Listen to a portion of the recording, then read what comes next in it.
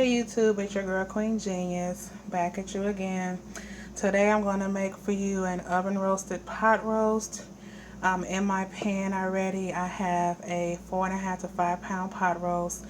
At the bottom I have 3 stalks of celery that I've trimmed down to use as a rack for my pot roast because I don't want it sitting at the bottom of the pan. If you have an oven roaster with a rack in it, which I do have one, but it's not deep enough for me, so the pot roast is not going to actually sit in the juices like I want it. This is the great alternative, and you also get a lot of flavor from the actual celery. It's also been trimmed down a little bit. I did leave a little bit of fat on it because you want to have that flavor and keep a little bit to help it stay juicy and moist. So what we're going to do, we're going to start with our seasonings. And of course, as you know, my garlic powder. Any brand that you choose to use is fine with you. I have a little adobo seasoning. Of course, again, I rarely ever cook without that. I also have some onion powder. I'm going to add a little bit of Italian seasoning. And oddly enough, a little bit of steak seasoning. My other favorite spice, my sazon. I'm going to add a whole packet of that. And I'm also going to, I've actually found these spices, and I've got a few different ones, but I have this one. It's a smoked paprika, garlic, and chili blend. If you can't find that, just go ahead and just add some regular paprika, or if you can find smoked paprika, that would be great. You really don't have to add any more garlic because you're going to add the garlic powder, but you know me, I love garlic. You can add a little bit of chili flakes or chili powder, about a teaspoon, and fresh chives. I also have some roasted garlic and rosemary sea salt. Again, if you're not able to find this blend, you can use some fresh or dried rosemary and a little bit of sea salt. Both of these blends have salt in them, so you won't see me adding any table salt with that. We're going to go ahead and get everything sprinkled down, and we're going to add some fresh garlic as well. Again, you know me, I can't cook without garlic. If you don't like the flavor of it, that's fine. Just use the garlic powder. A lot of people don't like the actual chunks, which is okay. And I'm going to add capers. Yes, capers to a pot roast. Trust me, it's delicious. You don't want to add a whole lot. You want to add just enough to get that flavor, but you don't want it to overpower your pot roast. But I'm going to go ahead and get this seasoned, and I'm going to show you what it looks like before I put it in the oven.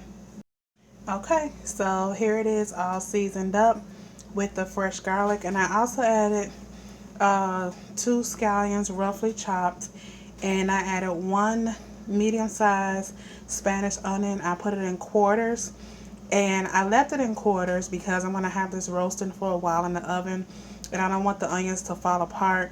They're still going to give it a lot of flavor this way. And this way, you know, if people don't like the onions, they can just pick them out a lot easier than I'm having them diced, which I think they kind of disintegrate after a while. They kind of turn into a little bit of mush, almost like baby food. And I really don't like that taste, so leaving them whole like this is very well. I also, at the bottom, as you can see, there's a little liquid. I added some chicken stock, about a quarter of the way up. If you have beef stock, that'll work. Vegetable stock. I use a low sodium stock as well. I don't want to put too much at the bottom because the meat itself is going to give off a lot of juice. And we're going to make a pan gravy at the bottom once we're done. So now I'm just going to cover this up with foil, pop it in the oven at about 375 for about 3 to 4 hours, depending on the size of the meat. You just check it periodically. You want it to be tender, falling apart. So I would say about 3.5 to 4 hours. About 3/4 of the way through, I'm going to add diced carrots and potatoes in and have those roast in the pan with the juices right before it's done. All right, see you soon. Hey everybody, so here's what the roast looks like about after about 3 hours and 15 minutes, give or take a few. As you can see, it's starting to get really tender, almost falling off, and that's exactly where you want it to look like right before you add your potatoes and carrots. And as you can see, the onions have broken down, but they're still whole. Now, can you imagine if I chopped them up, how they would look? They probably would have melted at this point. So what I did was I took the spoon and I did ladle some of the juices over just to help keep it moist, because we're going to put this back in the oven with the potatoes. And as you remember, I heavily seasoned it, and it's for a good reason. My husband snuck a little piece and tasting it. He said it's perfect because it's such a big cut of meat, and I've actually poked holes in it so the seasoning will penetrate a little bit.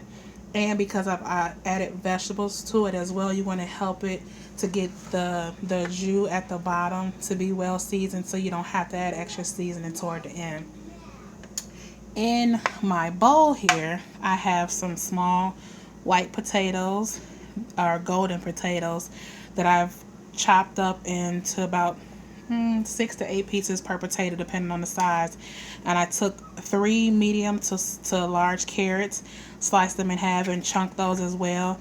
And I left those in fairly large chunks again because I don't want them to turn to mush. They're going to cook for about another half an hour to 45 minutes. They're going to cook about the same speed as the potatoes, so you don't want them to fall apart. So at this point, we're just going to take our potatoes, and our potatoes have been seasoned with salt, pepper, garlic powder, of course. I added a little dried basil, and I added the new seasoning that I told you guys about, the one with the smoked paprika, garlic, chili, and chive blend. And like I said, if you can't find this particular blend, you can either substitute it with a smoked paprika or a regular paprika and a little bit of chili powder and fresh chives. So we're going to, and I also forgot that I added a little bit of Worcestershire sauce as well. I added a little bit of that to the meat and to the potatoes. You have to excuse my son in the background. He's trying to get our attention. But I'm going to go ahead and put these potatoes in, and we're all set. I'm going to go ahead and cover this up and put it back in the oven for another half an hour to 45 minutes, just until the potatoes are fork tender. See you soon. Okay, so here's what it looks. I actually let it cook for an hour because I like them really tender but still whole, so when you get ready to move them, they're not falling apart. But here it is done. You got the potatoes, they're extremely tender, and at this point the meat is falling apart. And we're going to go ahead and plate it up for you. Okay, and here you have it, guys, the finished product. Yummy. I see a food-induced coma coming soon. But I hope you enjoy, and as always, thank you for watching. For all you gamers, check out Kid Genius, KIDDJEANYUS.